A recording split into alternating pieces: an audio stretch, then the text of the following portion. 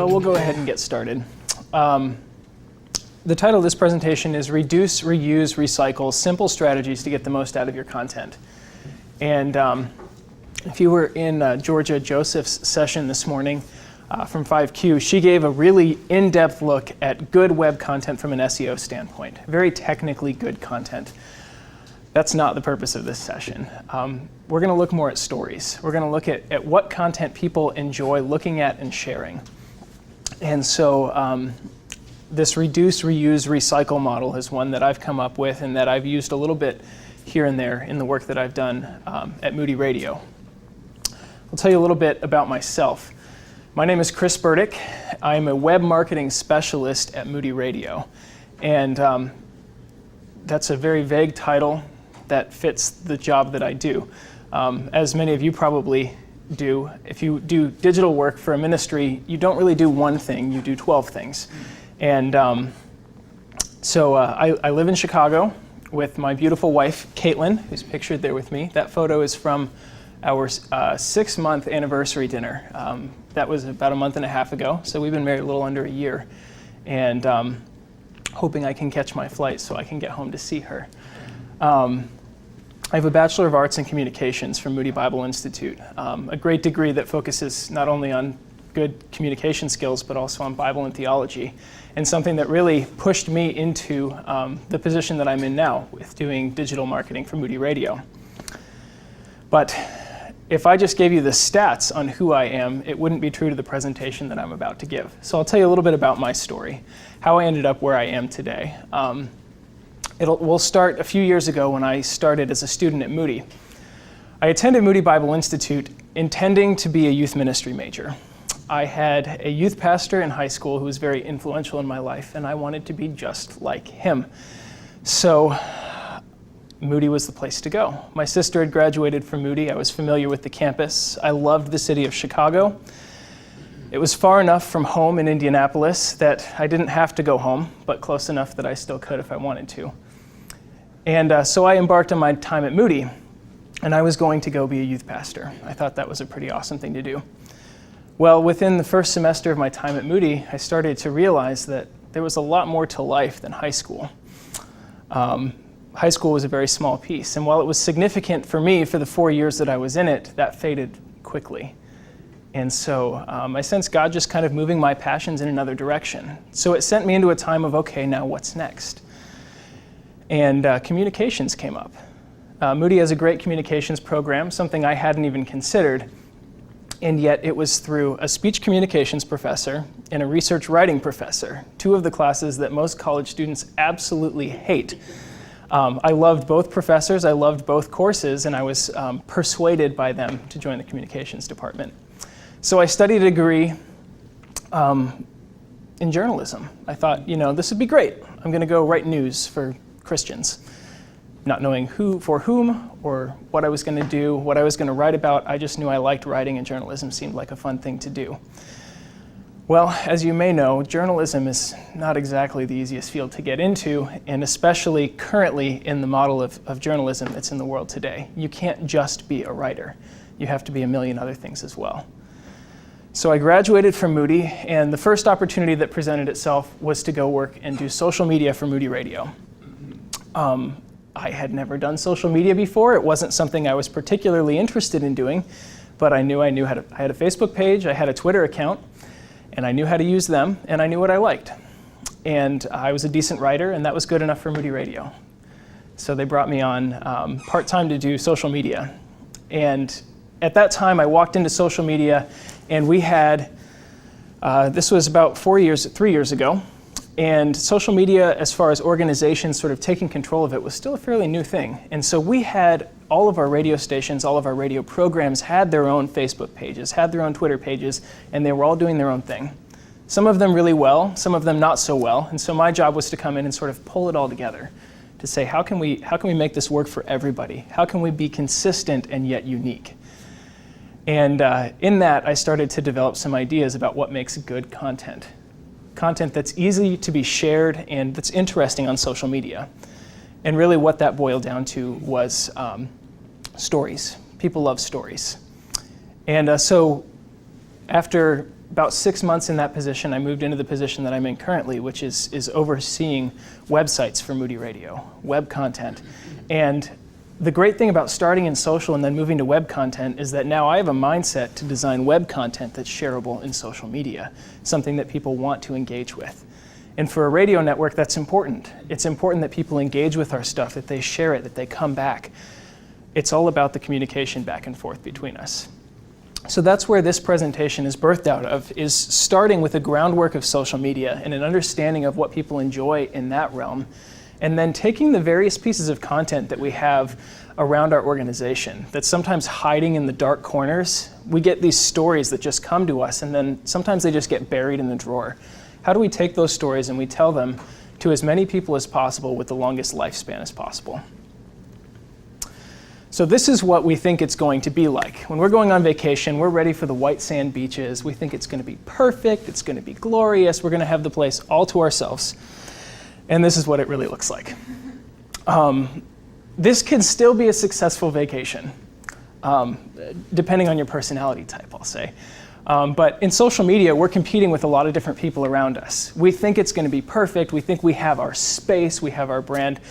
But we're competing with all these people. And so in order to make a vacation on a crowded beach work, you've got to find the biggest blanket you can find, and you've got to stake your claim. You've got to claim your territory, hopefully right down by the waterfront. So this is what we're going to be looking at today, is with this in mind, with this sort of as the goal, but with this as reality, how do we take small steps to move in the right direction, to take the stories we've already got and to tell them in creative ways? So it all starts with a story. A quote from J.K. Rowling, one of the best storytellers of our time, I would venture to say. I didn't delve into the Harry Potter stories until about 3 years ago, and I read all of them in a month. It was a blast. She's a great storyteller. These books are 500-600 pages. They're rather thick, bigger than most of the textbooks I had while I was studying, and yet you can read through an entire one in a day or two, because she's such a great storyteller. It captures your heart. And one of her philosophies is that there's always room for a story that can transport people to another place, that can bring someone into a context that's not their own. So where do these stories come from? At Moody Radio, these are some of the ways that we get them. We get them through emails. People send us emails all the time to our different programs. Say, hey, there was a sermon on Moody Radio on Friday, and it was exactly what I needed to hear. I had just had an argument with my spouse, and I got in the car, and the sermon was on reconciliation. It hit me right where I needed it. Sometimes we get stories on social media. We have people who interact with us, and they say, hey, I am listening to this person right now on In the Market with Janet Parshall, and I absolutely love what he is saying. I agree with him 100%. Or sometimes they write and they say, who is this guy, and what is he saying? Those are still stories. Sometimes they're through interactions, day-to-day interactions. I have a few shirts, a few hats, the occasional spirit wear for Moody Radio that has the logo of the organization, and I wear them around town. And we have a fairly powerful station in Chicago. So there are a lot of people who have been listening to Moody Radio in Chicago for many, many years. And they'll see me and they'll say, hey, I listen to Moody Radio. I love this. I've listened to you guys for 20 years. That's the start of a story. We also have employees. Sometimes a good story can be a person who's worked for us for 50 years, very faithfully. We just had a radio host retire last week who's been with Moody Radio for 42 years. He's been hosting Overnights, a program called Music Through the Night. He has one of the most iconic voices you'll ever hear on our radio network, and he's retiring. That's a story to tell. He has experiences that our listeners are dying to hear, and experiences that people like me, who have only been around for a few years, would love to put out there for people to hear. Sometimes they come from events. We do an annual fundraiser every year called Share. It's a telethon. We have volunteers come in, they answer phones. These people are willing to sometimes take a week of vacation to come volunteer 12 hours a day to answer phones. Those are people who love us. They're people who are dedicated to what we're doing and who see value in our ministry. Those are the best places to get stories because they're people who engage. So a lot of times we get stories at events. there's a series of articles put out by Hootsuite called Social Media Storytelling. 3 parts. I recommend if you go to Google and type in social media storytelling, you'll find it. Outstanding. But these 6 points, 6 tips to creating content that gets shared, fantastic. One of the best things I've found. You want to find content that appeals to your audience's key motivation to connect with each other. It's not just with your brand. What stories do is they get us out of the picture and they let people connect with other people. And generally those things happen around us. Second thing is they tell a story. That gets things shared. Third, trust is the cost of entry for getting a share. Ensure that you have established credibility. For most Christian organizations, credibility comes with the message that we share. It comes with the way that we share it. And a lot of times it comes with a long-standing legacy. And so credibility is a part of that, but we have to make sure that we base all of our content on that same credibility, that we don't do anything to damage it. Fourth, we keep the message simple. That's key to socially sharing messages. It's key to web content. If people don't get it, it doesn't work. Fifth, we appeal to positive emotions like inspiration, illumination, or amusement. We want to elevate people's thinking. We want to draw them in. And finally, we embed a sense of urgency. Act on it today. Do something now. We want you to do this because time is of the essence. So these things, if we frame them around everything else that we're going to look at, will help move the content that we're doing forward. Another quote, again from the Social Media Storytelling blog series. And this guy works for Hootsuite. He sees tons of social media content every single day. A lot of good and a lot of bad. And he's relating it back to the oral culture. During the oral tradition, if you told a compelling story, that's the message that was shared. If your story sucked, it didn't live on. That's it.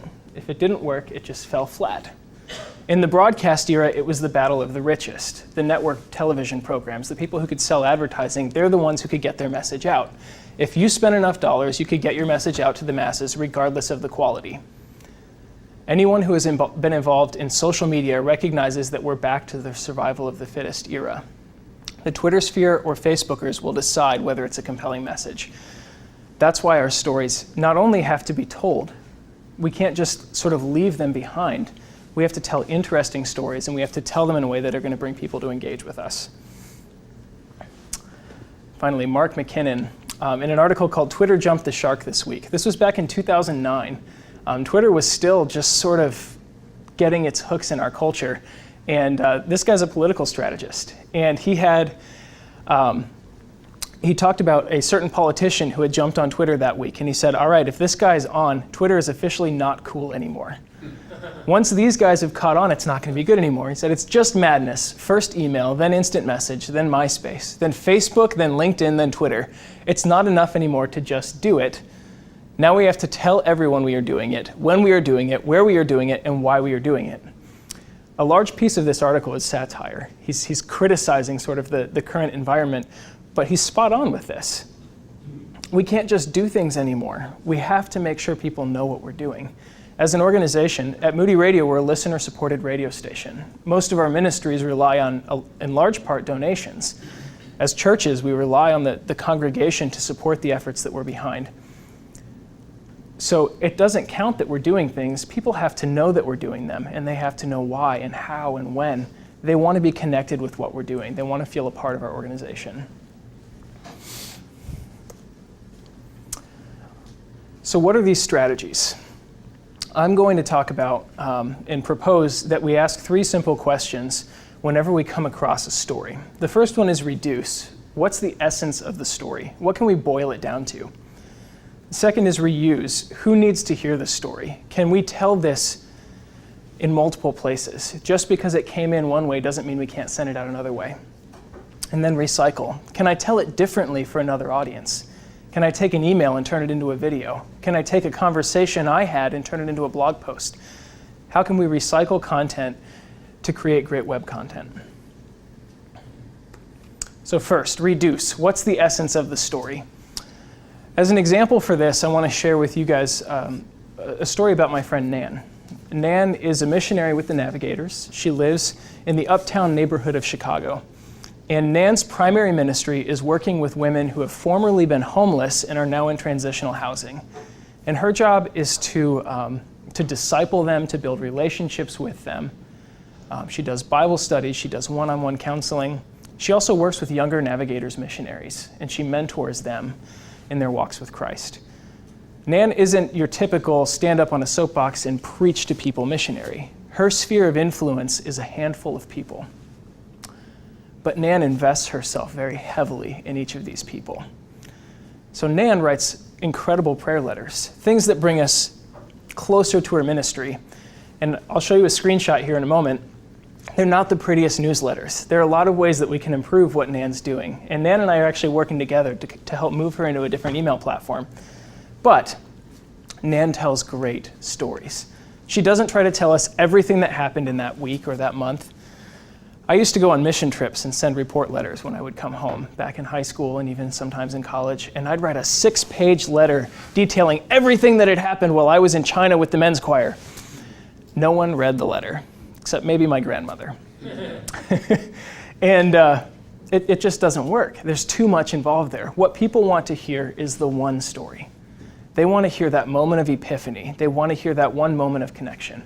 And Nan does a great job searching through the entire month of ministry that she's done and finding that one moment of significant connection that's moving her ministry forward. In this case, she's been mentoring 2 ladies, Valerie and Naiwana. And she and Naiwana had a significant moment. And she wanted to share Naiwana's story. So she says, I'd like to tell you Naiwana's story, but really it is her story to tell. What I can tell you is where my story intersects with her story because of God, and this is making a difference in her life and mine. That's why my wife and I support Nan as a missionary, because Nan's life is intersecting with Naiwana's and making a difference. That's why her ministry is important. She's not going to be able to show us huge numbers of people who are getting saved every week. Nan's not going to be able to show us how many people she's been feeding through her homeless shelter. The essence of Nan's ministry is when her life intersects with Naiwana's. And she gets that. She doesn't just describe to us what's happening, she actually tells us a little bit of Naiwana's story. And she tells us in particular about a moment that they shared together as they're studying the Word. That brings it down. That's the essence of Nan's ministry in a story. That'll tweet.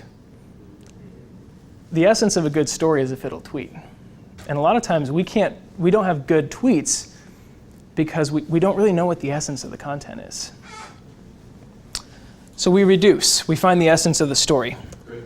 Yes? What would be the tweet there then? Can you say it? The tweet, it might be Nan saying, let me share with you how my story and Naiwana's intersect, or what God's doing in my life through Naiwana. It's something simple, something just very elemental. You don't want to give it away. You don't want to give the punchline away, but you want to give enough of it that people know what they're clicking through to. Reuse. Who needs to hear this story? I'm going to show you a video here of a girl that I went to school with. Her name is Joanna. And Joanna's older sister was studying video at Moody and did a project where she produced a series of videos for the school. And she said, all I want to do is I want to pick 3 students and I want to tell their stories, why they came to Moody, what they're studying, what ministries they've been involved with, and what they want to do with it. And the idea here is that every one of these students has a story. Every one of us has a reason that we went to study there. We have a reason for where we want to go and what we want to do. But we have to be able to take that story and package it in a way that will actually be shareable. And not only that, these were produced for a single conference that they could play. Moody does a Founders Week conference where we have alumni from generations past who all come to Chicago. And we have about 5,000 people all in Chicago at one time. And alumni are a lot of our donors. And so they come, and it's great to share stories because it inspires them to continue giving back to the school. But the thing is, if we create good content, it's reusable. This was used at one conference, but it's lived on YouTube for 3 years now. Many more people have seen this. They've sent this out in emails. They've mentioned it in alumni newsletters. This story has a lifetime that goes on before it because it's a story. And that story transcends the single event. So we'll watch this.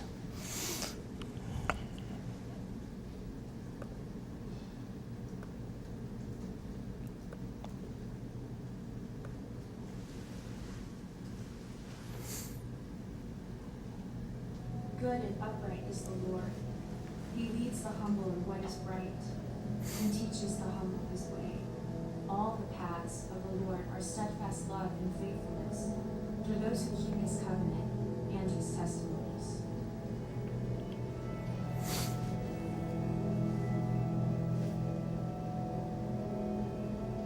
I've been playing piano since I was 11 years old, and God has brought me on a long and interesting journey since then.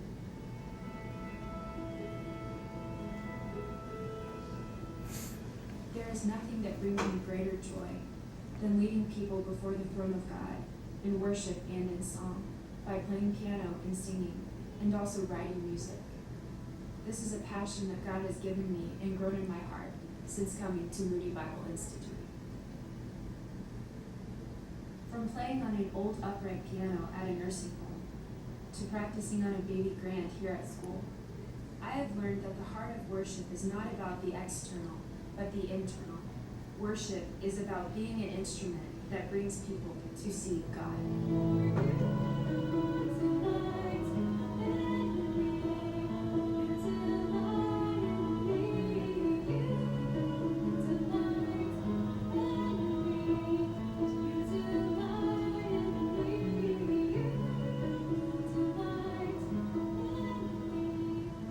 My desire is to continue leading worship by playing piano and writing church music. Here at Moody, I'm provided with a nurturing environment that's helping me grow, not only as a musician, but also in my walk with Christ. I'm grateful to have professors who challenge me to excel academically, but also encourage me to grow in my walk with the Lord. My prayer is that God will continue to play through me, to sing through me, to use me, to lead me in his paths, to keep me humble, and to glorify his name. I thank God for providing the financial means to learn ministry at Moody through the giving of godly donors, through their prayers, and through the countless support that is provided by individuals and families from all over the world. To God be the glory, and to you who have helped. Thank you.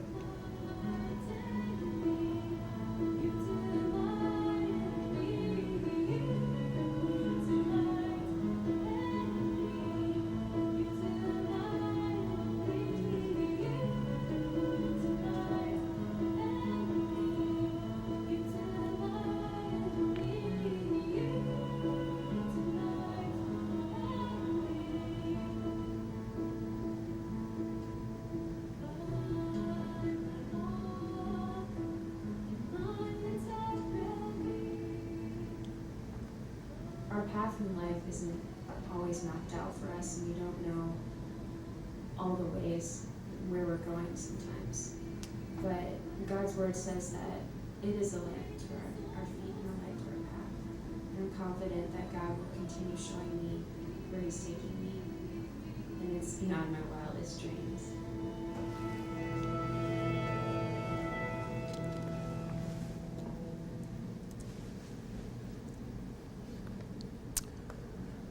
So Joanna's story is compelling, and she told it in her own words. That's something that's strong about Joanna's story, is it wasn't a vice president of Moody, it wasn't the head of the music department telling Joanna's story and about what the music department can provide for her. It was her telling her own story. If I were to post this to Facebook, there was a quote in the middle of it where Joanna said, "This is my prayer." And she explained her prayer to God about what her life would be. That's the Facebook post, because it's Joanna's words. It's going to draw people in. It's going to connect them. This could be used in so many different ways. The content that we could share out of this one video, we could share the music. That's a piece that Joanna wrote. We could share the sheet music. That's interesting. We could share Joanna's prayer. We could share just brief excerpts of this. There are so many different elements of this that could be used. We could use it for a blog post. We could use it for Facebook, for Twitter. Good content just begs to be shared in various ways. And that's really what this video demonstrates.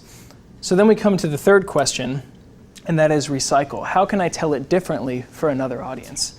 How do we take a story that was told maybe just to me, Maybe I was stopped in the grocery store by a friend of mine and they said, hey, I was listening to Moody Radio the other day and I absolutely loved what I heard.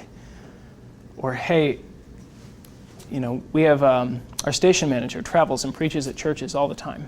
People stop and they say, hey, thank you so much. We appreciate that you're in our community.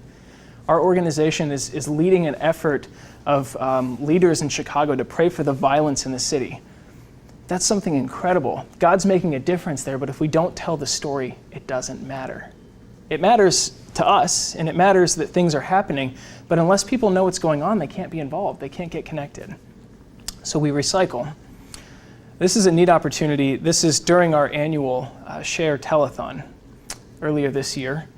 Our station in Cleveland actually invited a friend of ours who's a video producer at another local ministry in Ohio to come join them for the week and just sit down with their listeners and ask them one question: what has God done in your life? Didn't ask them, what has Moody Radio done for your life? What's the significance of that? Why are you here? He asked, what has God done in your life? And out of that, we ask stories like that a lot. But because they had someone ready to take video, we got really incredible content out of that. So this is Lisa's story. Hi, my name is Burdick, and the way I came to know the Lord was pretty basic. I had felt Him wooing me for years, but I just ignored Him until I finally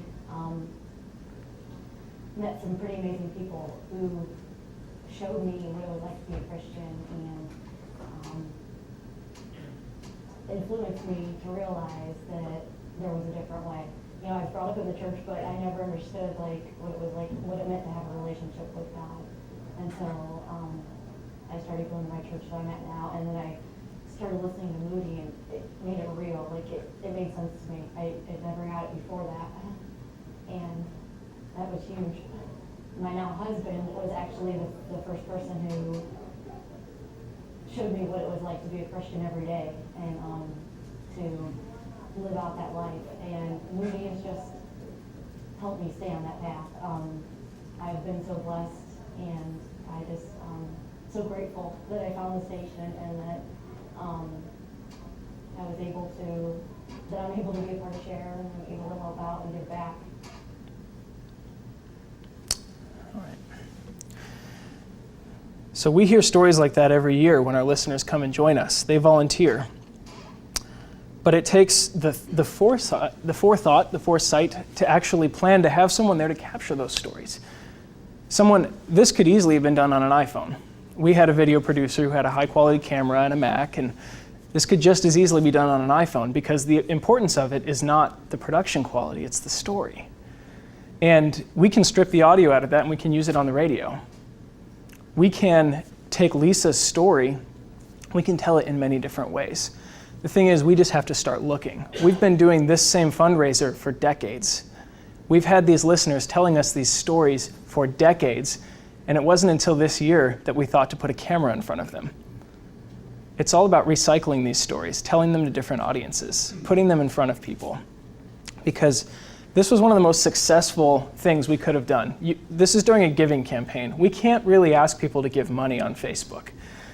We have to do it very carefully because that's not the nature of the platform, but we can tell people's story and then point them to a website where they learn about why she's volunteering and what she's doing, and they see an opportunity there to give. It's all about recycling stories. So now an example.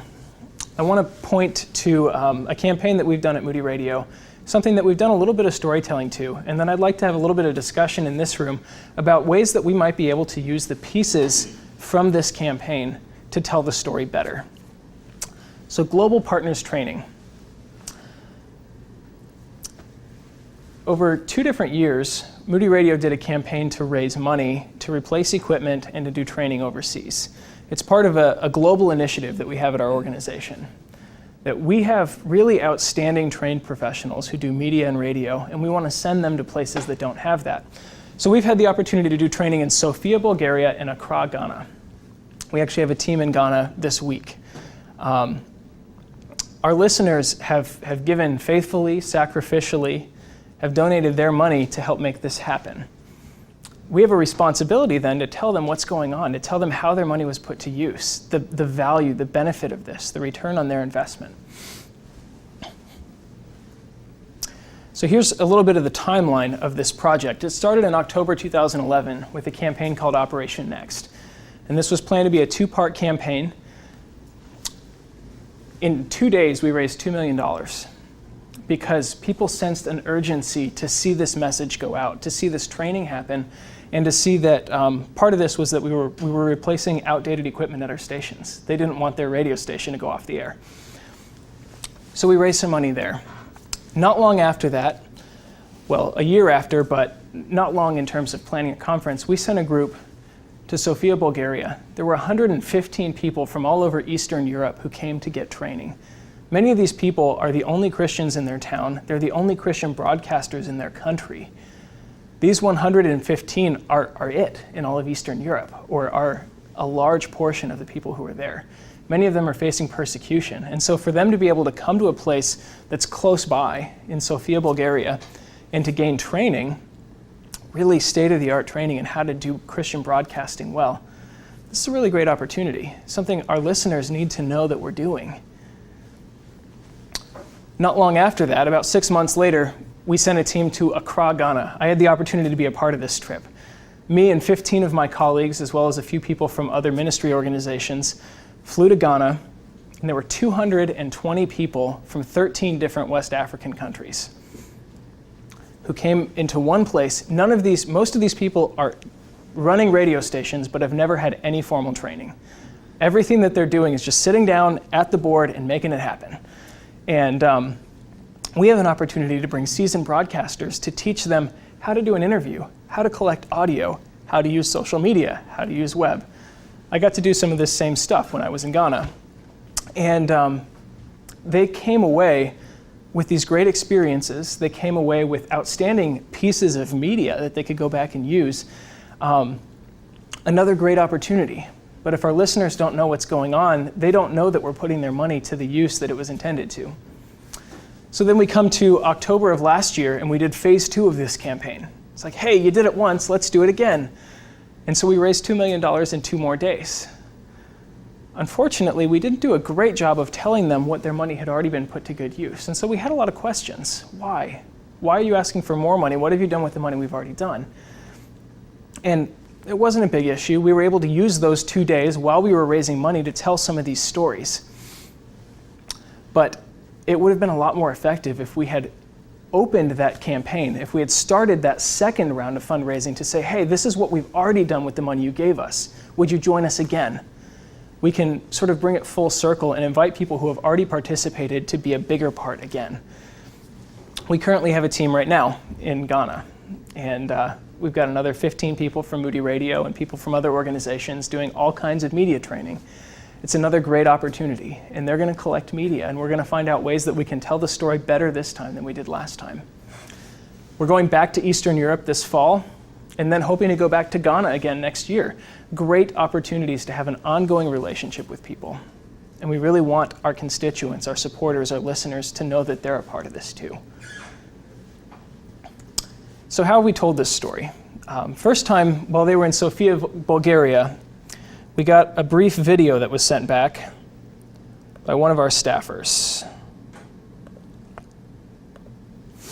Hey, this is Bruce Everhart, and I'm reporting to you from Sofia, Bulgaria.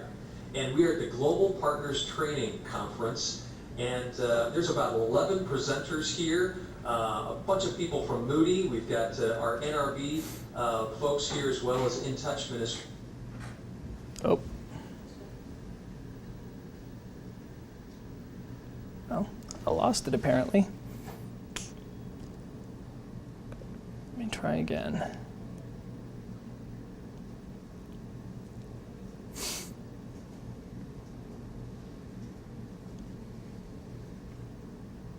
All right, well anyway, Bruce is telling the story. He's a face that we're familiar with. He's telling us a little bit about what's going on there, about the impact that's going on. What's the disconnect with this video? Yeah. He's an American. I would put a Bulgarian. Yep. We're telling the story for them. we're overseas, we're in this other country, we're doing really great work with these people, and we're the ones telling the story. Not very useful. We can use it within our organization with people who know Bruce and who will find credibility in his voice. But in order to distribute this widely, we have to really think about who's telling the story. Let people tell their own story, because people who aren't familiar with us won't find credibility in us telling someone else's story. So then we had the opportunity in Ghana to do it a little bit differently, and we invited people to tell their own stories. This conference has really shaped my life as a Christian and a media person in a way that has opened up new leadership requirements. I'm from Liberia to Ghana for this conference, and the time here for the 4 days has added another dimension to my profession as a broadcaster. I've learned how to edit sounds. I've learned how to make TV commercials and also radio. The things to consider, especially the ambience, the little sounds. To be a great writer, you have to write well, rewrite, read through your script, reread, and so many things. This conference has given me the needed tools I need for the next level of my ministry. I got so much from the social media place. Also, with the leadership sessions that I've been to, we need to really try to make our listeners part of what we are doing. Before I got here, I didn't know much about interviewing. I didn't know much about media production. But through this conference, I've been able to learn a lot. I meet some from Benin, Côte d'Ivoire, Dr. Congo, Liberia, US, Chicago. So it makes me great. To you, the listeners of Moody Radio, we are so grateful. When I say we, I represent Liberia. And we are so grateful as Liberians to be here, to be part of this very worthy experience. I'd like to say thank you very much to each and every single listener that contributed to make this possible for us Africans. Thank you so much. We really appreciate this opportunity to be here because it has really afforded us the opportunity to learn a whole lot of new things. It is written in the Bible that give and it shall be given unto you. Moody listeners, God bless you. Thank you so much for this opportunity. In fact, you've really changed our lives. Moody listeners, God bless you very much. You're doing a good job. Continue giving so that people like me will be blessed. Thank you for this opportunity. My ministry will never be the same. Were you holding the camera? What was that? Were you holding the camera? I was not. Oh, it's a tall person holding the camera. No, my role in this conference was mostly to do the teaching, and so I didn't do a whole lot of the actual production. So what do you connect with in that? Does this seem a little bit more effective than the previous video? Why? What's at the essence of this? To a different audience. Yeah, they're speaking differently. Speaking now, actually focusing on. Mm-hmm. Yeah. You get to see the end result of what all the giving or what all this campaign was about. Yeah. You get to see it in a way that conveys their emotion for it, not simply statistics or a list of these are the trainings that we received, but they're pour their emotion out as they're telling what they got. Yeah, we're using their own voices, their own experience to tell the result of it. Absolutely. Anything else that really stands out about this? They're happy. They're happy. Face. Absolutely. They have a wide variety of people in this too. It shows some of the variety of the conference. We had a report after this that told us that we had 215 people in attendance. They were from 13 different countries. They spoke any number of different languages. We had all of these different stats, and you can see it all in that one video. You can see these people, they're talking about where they're from, they're speaking with different accents. Yes? Well, you just said what I was going to say. The accents always add an intrigue. Yeah, absolutely. It can even be a British accent, like they kind of have in their heritage, kind of adds intrigue. So this is a big step up from the previous video, and I think we can agree on that. Can you think of anything that might be able to take this another step further? Maybe add on to this. Yeah, I think you need to show the conference a little bit. I feel like you need to show what exactly they were experiencing as they're telling me what they experienced. Yeah, absolutely. We need to show them a little bit more about what that's like, what it's about, what the experience is. Most of our listeners have never been to West Africa, so they're probably imagining that we're teaching this conference in mud buildings or something. We were actually in a beautiful conference center, although not American. It's very different. We were in a beautiful setting, but it was also very interesting. A compelling picture might be a room that's absolutely packed full of people, all sitting there taking notes. Those were things that were happening there. Those are great ways that we can continue to communicate this. What are some other things we might have been able to do to make the connection a little bit more deep? Then a 30-second video all on one person. Yep. For each person, for 15 different people there, from different countries, different backgrounds. Absolutely. So we have this piece of content, but if we can reduce it to one story, that story gets a lot more longevity. This is specific to this one conference, but that one person's story and how they were impacted by that, especially if they go back this year and they can talk to that one person again, that gives us a lot of longevity. That's strong web content. That's something people want to come look at. It's something they want to engage with. It's about going deep as much as we are going wide.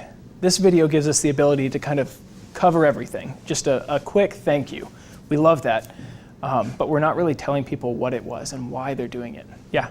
I'd love to see an action shot, some action shots where you could have them in a radio studio type setting, running the board or speaking into the microphone, that kind of thing. You might have to stage it a little bit because it all come together, but you could probably still do that. Yeah, absolutely. Those kinds of things help us tell the stories better. How do we do those with other things in our organization? We could have done that in Bulgaria just as easily. We actually took some of that video. We didn't put it to use. So we have to be thinking, how do we reduce it to the essence of the story? What's the one person, the one story? This does a pretty good job. We chose a handful of people who really had something good to say about it. But we get a little more longevity if we reduce it a little more. How do we reuse it? This video is branded specifically for this conference. But one person's story could be used over and over again about how our organization is making an impact in people's lives. And then finally, how do we recycle it? How do we take the bits and pieces of this video or this conference?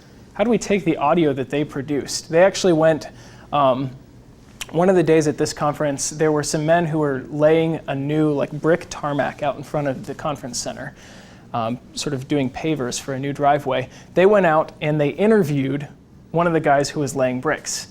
And they got the microphone right up next to the concrete mixer, and they could get the sound of what that sounds like. And they got it right up next to his shovel as he's shoveling things, and next to his hammer. So they get sound effects that are natural. And then they actually talk to the guy, and they find out who he is and where he's from. They get all these pieces together. That's a great thing to share. This is a result of this conference. And even though our listeners may not find as much value in actually what that piece is and all the different pieces that went into it, it's still interesting that that's a product of this conference. These are the things that we have to be asking. What are people looking for? How can we be helpful? How can we communicate better what we're doing using the stories and the pieces of content that we already have? Another example of this is that we get an email every week from one of the directors of programming at Moody Radio. It's called Making a Difference. And it's just full of quotes from listeners who have either called in or sent us an email saying, hey, I love this program, or I love what you're doing here, or this has made a difference in my life. We send it to all of our employees. We already know we love what we do. We already know we're doing good things. How can we distribute those same messages to other people who might connect with them, who might resonate with them, who might be inspired to give to our organization because of them? These things are important, and we can't just let great content fall through the cracks. A lot of times we kind of come up with the excuse that, we're doing what we can because we don't have good content. It's there. We just have to look for it. We have to think about how to capture it. We have to think a little bit ahead of how to bring different media pieces. Just bring an iPhone. Snap a few pictures. Take a video. These things help us to tell these stories. Yes? Could you give us an idea of how you would share or recommend sharing a video such as this with your constituency? Yeah, absolutely. First of all, social media. That's a great place to do this. Post it on Facebook. I think something that we need to do, especially when people have given us money, is we need to be more direct about it. We need to send them an email and say, hey, thank you so much. Make the correlation. You gave us money for this. This is what we're doing with it. Make it a very direct approach. These are great ways that we can just deepen those relationships. In addition to that, this would be a great thing just to have on our website for a little while. So people who just come and browse around, hey, what's Moody Radio? What are they doing? Well, yeah, we're producing radio content. We distribute it all over the country. You can find that. That's who we are. But we also do this kind of stuff. This is the kind of stuff you're not going to hear about just by listening to a preaching program every day. These are really cool things. And so really, I want to find as many places as we can tell this story as possible. But really, I think the most direct way we need to do it is it's an email. It's to let people know, thank you for supporting us. This is what your gift is doing. And Yeah. then you put the link for the YouTube video of this in the email. Is that the idea? I'd probably do a screenshot so people know it's a video and then link it directly to, this is compelling. I'd click on that. I'd want to see what her story is. Videos, especially in email, are a lot more effective if they know they're a video and if it seems obvious. Now, people are pioneering some new technologies with email, and some browsers can actually support a video that plays in the browser, but yeah, it's directly within the email. Most of them you're going to have to click through. But as long as we make it clear that that's what it is, and if you click through, this is what you're going to see, and this is why it's interesting. Yeah. One of the things we did this year, in the last year, we took a bunch of reports. Every day, someone would write a report of the day. And it was, maybe 400, 500 words about everything that happened during that day. And we'd post it on a web page. Not a whole lot of traffic. So this year, we took pictures. We just had someone go around and take photos of the classrooms in action, of the different people from Moody Radio who were presenting. One of the greatest things about this conference is the worship sessions in the evening.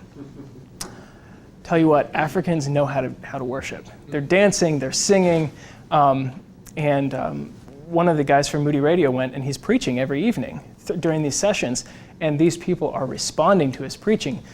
Those are great things. We get incredible photos of white Moody Radio employees dancing with African brothers as they're worshiping together. Those are great things to share with people because they bring our listeners to a new place. We go back to that J.K. Rowling quote, that a story, there's always more room for another story that will transport people to another place. Most of our listeners will never have an opportunity to do this. Most of the people who give to us because they can't do this themselves.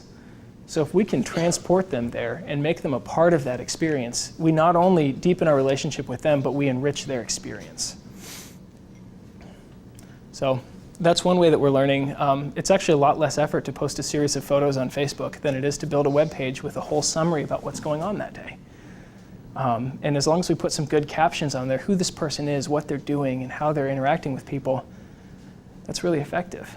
It gets in front of people right now as they're seeing it, and tomorrow there'll be something new. So those are some of the ways we're sharing these. Any other thoughts about this? Ways that we might be able to take a campaign like this and just continue to broaden the reach? Maybe you have an example of your own, something that you're working on. Do any of these countries have Facebook pages for their stations or websites? Some of them. In some of this conference, it's training these folks how to use their different Facebook pages. One thing I've learned as we've looked at this is that they use Facebook very differently. But at the same time, the platform is the same. We could perhaps share some of those so people could interact with them. Yeah. Yes? Yeah, just thinking about your question, what if you gave your listeners an opportunity to take their own videos and submit them to you and then pick the cream of the crop and eventually post their testimony? Absolutely. User-generated content is one of the best ways to get social interaction. The hard thing is most of our listener base falls in a demographic that would require a lot of explanation. But at the same time, some people could figure it out. And I think once they start seeing stories, they'd be interested. You could have them ask their grandchildren to help. Absolutely. We just delivered my grandparents an iPad, and they're loving it. They're with these new technologies, it's a lot easier to do this kind of stuff. To try to set up a computer with a webcam and record a video, it's a lot of work. To snap one on an iPhone takes about 30 seconds. Yeah, user-generated content is a great way.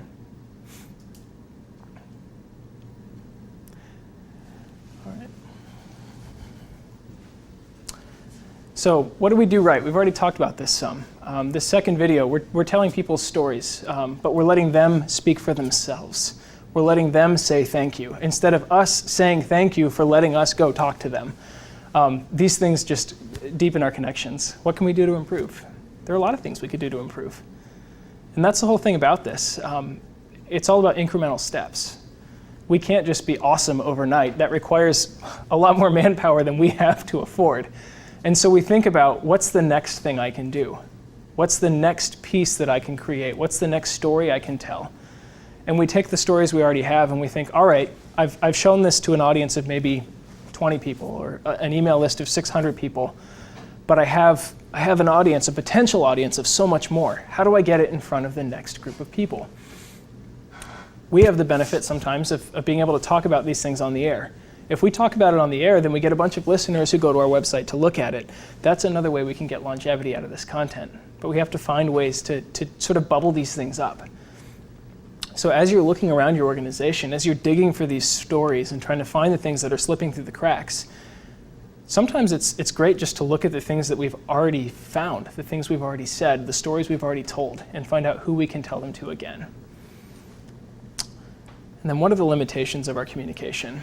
We always have to consider this. A video is a great way to bring people in, to give them a lot more interaction, but it has to be short. Frankly, Joanna's story was about a minute too long. It shouldn't have been more than about 2.5, 3 minutes. So, there's a limitation there. If we're using a video, we can't really go too deep if we want to get a broad reach. If we're sending an email, then we have a little bit more opportunity to kind of interrupt people, but we have to do it in a way that they're actually going to engage with it. Otherwise, we're going to start spamming. If we're using Twitter, we have to tell just very small pieces, and they have to be compelling enough to get people somewhere else.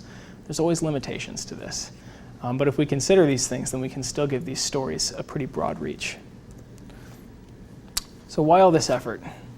Why would we go through all the work of trying to collect and share stories, of trying to create compelling web content? There are a lot of reasons. This is one of my favorite authors on web content strategy. She says, high-quality web content that's useful, usable, and enjoyable is one of the greatest competitive advantages you can create for yourself online. It puts you in front of people, and it lets people know what you're doing. We're dealing a lot of times with people who already know who we are, so if we can give them a greater taste of that, then they'll be more compelled to partner with us. But we also want to take our content and get it in front of more people.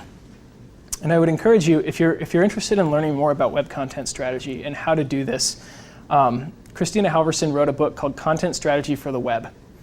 And it's in a series called A Book Apart. Incredible book. It's one of the things that we've used a lot at Moody Radio. Because what she does is she basically says, if you're not creating content for the user, then don't bother creating content. And really that's what we're doing. We're telling stories because that's what people want to hear. Tweaking bad web content is just putting lipstick on a pig. From an article called Worldwide Rave, Creating Triggers That Get Millions of People to Spread Your Ideas and Share Your Stories. Social media doesn't work if you don't have good content behind it. We have to start with a good story, and we have to learn how to tell that story well, to tell it concisely, to tell it in a way that's compelling, to tell it in the right format. Otherwise, the stories aren't worth anything. But if we can create good content, that pig will fly. It's not just about survival. A lot of this, we have to tell good stories just to get in front of people. Just to survive in social media, you have to do a certain level of compelling content. But beyond that, it's not just about us. It has to be about our constituents as well. We tell good stories because we want people to know them, because we want people to resonate with that, to connect with them. At Moody Radio, our primary focus in everything is always ministry. It's always encouraging people to take their next step in their walk with Christ. If they can see some of the things that we're doing, then it'll encourage them to engage in similar ways. Useful and engaging content on the web is one of the best ways that we can serve our audience. We're about service. We want people to come to us because we're trustworthy, because we have good information. And really, customer service is one of the primary functions of a website. And for us, as a donor-supported ministry, reporting impact is crucial to maintaining support. If people don't see that their money's being put to good use, then they're going to stop giving it. And we can make programming changes, and we can upset someone because their favorite preacher is on at 6 o'clock instead of 4 o'clock. And we can do a lot of different things. We can just move things around. We cancel programs sometimes. People get upset about those things. But if they know that we're engaging in greater ministry, those things don't matter that much. They're a little inconvenient sometimes. But if we're not communicating the broader purpose of what we're doing and the broader function of why we're here, then the only thing people know is basically what we're sending out. And so we want them to know more.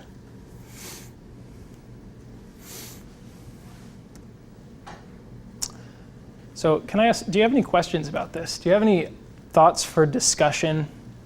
Any experience that you've had in trying to capture and tell stories, or anywhere that you think you might be able to improve in your area?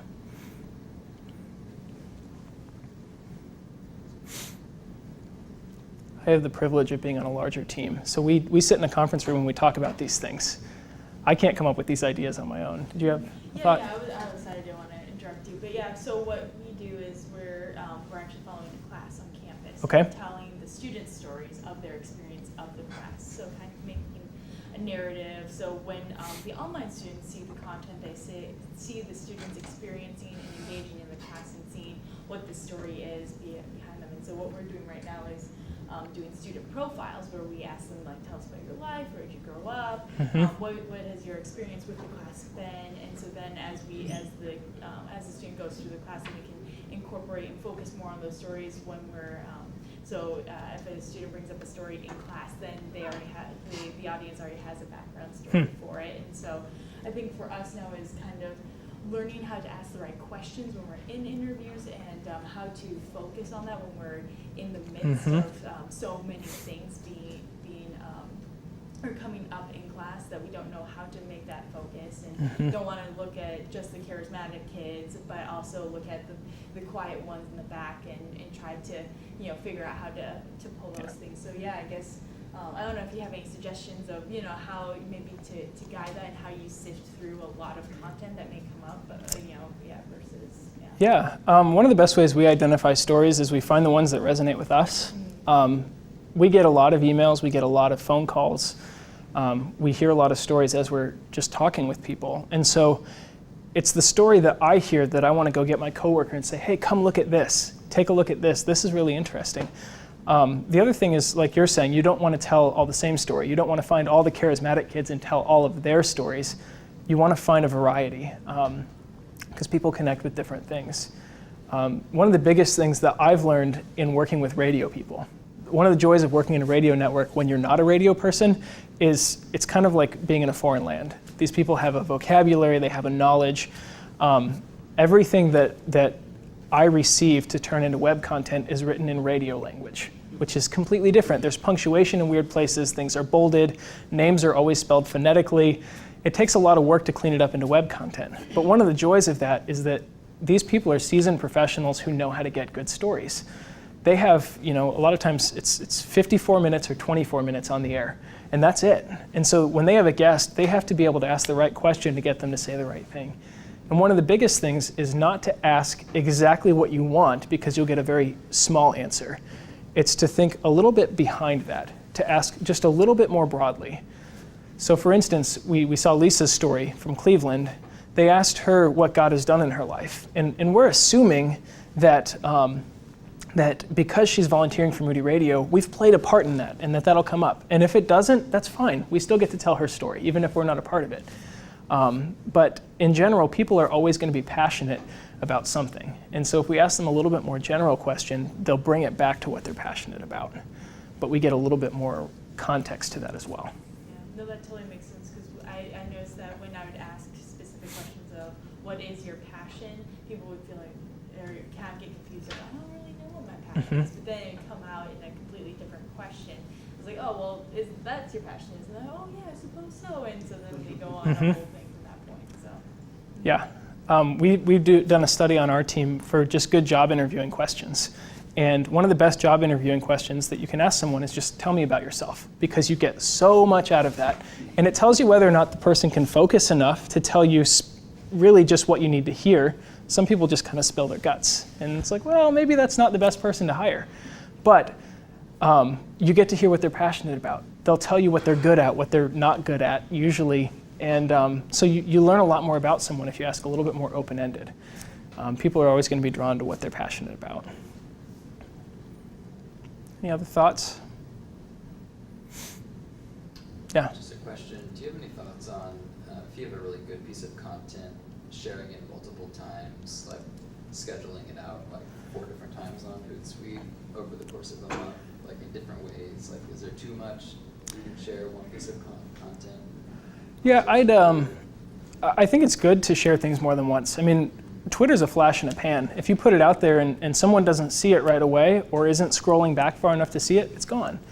And so I think it's great to share things multiple times, but it's always important, I think, to frame it differently, to put a different angle to it. So for instance, if I'm going to share Joanna's story multiple times, maybe the first time I'm going to focus on her student experience. And then maybe the second time I'll frame it based on what her goals are. And then, you know, I mentioned she had a prayer in the middle of that. She said, this is what my prayer is, that God would use me in these ways. That's a great way to frame it another time. And sometimes I might actually post the video itself. Other times I may just post a piece of her story, just because, you know, that piece of the story still has value in and of itself. So I think it's great to share content multiple times, but you don't want to make people, you don't want people to tune out. The other thing that we do a lot of times is we don't really put a lot of ad money in something right away. We'll put content out there, and then if it starts to take traction within our own community, we'll put a little bit of money behind it on Facebook and see how we can broaden the reach of that story a little bit.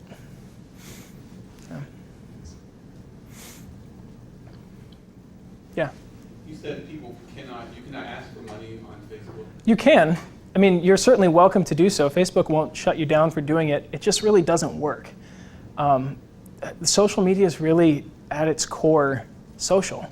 And just like you're not very inclined to get to know a panhandler very well, it takes a little bit of gumption to do that. It sort of interrupts the conversation. And so if we're going to ask for money, there's always got to be a specific reason for it, very detailed call to action. It works in responding to a tragedy, for instance.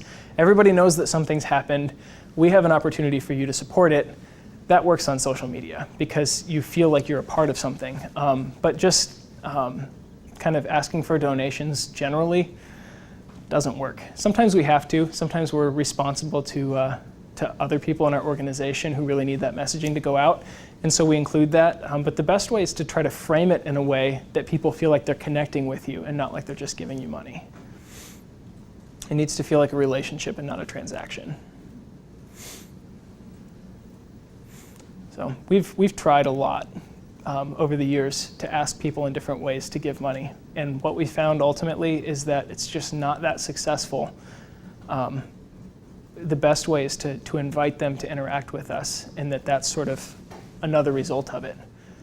So I like when I'm using, when we have donor campaigns, I base my email copy or my social media copy off of email copy, because our emails generally say, let me tell you a piece of a story, and then you go to a landing page to read the rest of the story, and then there's an opportunity to give. So I basically take the tease to the story that's in the email and turn it into a Facebook post or a tweet. And that way they're interacting with the story first, and then as a result, it's like, hey, if you give money, more stories like this can happen.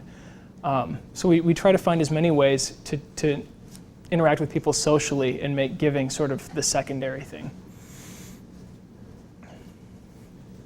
Yeah. Do you get many donations from, I know on Moody Radio webpage you have a donate button. Yeah. Most of our donations tend to come through our actual giving campaigns, but we do have kind of a steady level of donations that come in just from people who are interested and engaged. One of the things we're working on right now is doing a lot more content marketing to say, hey, if you give to us every month, we're going to actually give you more content than what we have on our website, trying to find ways to feed them more because they're giving to us. And the more and more, we just have to find new ways to encourage people to interact with us. There's so much content out there, we have to deepen the relationship with us. And so we're finding ways to give people sort of exclusive content, or if you subscribe, you get more. Trying to find ways to deepen ministry value for a donation as well. Yes? Do you guys have designated giving in the sense that could I support that woman who's from Cote d'Ivoire or wherever? Is there a way that a U.S. donor gives to a specific project or a specific station? Or Yes. is that a big deal, or is that? All the giving at Moody Radio is designated. We can create a designation for just about anything, but in general, if you give to a station, that money goes to that station. We have 36 stations and 13 different station groups, and so people can choose to give to their station.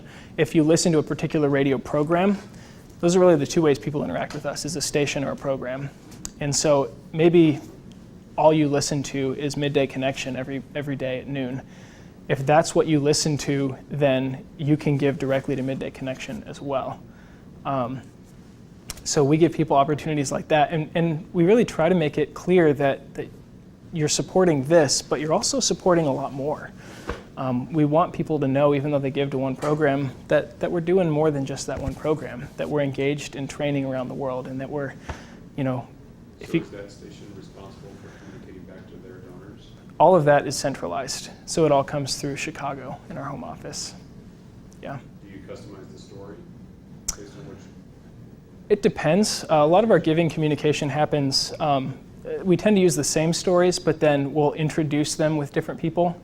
And so if we send out 12 different emails, we may send 2 or 3 from the morning show host at that station, or 1 from the station manager, and then a few of them will come from maybe a national program host. So we tend to kind of vary those.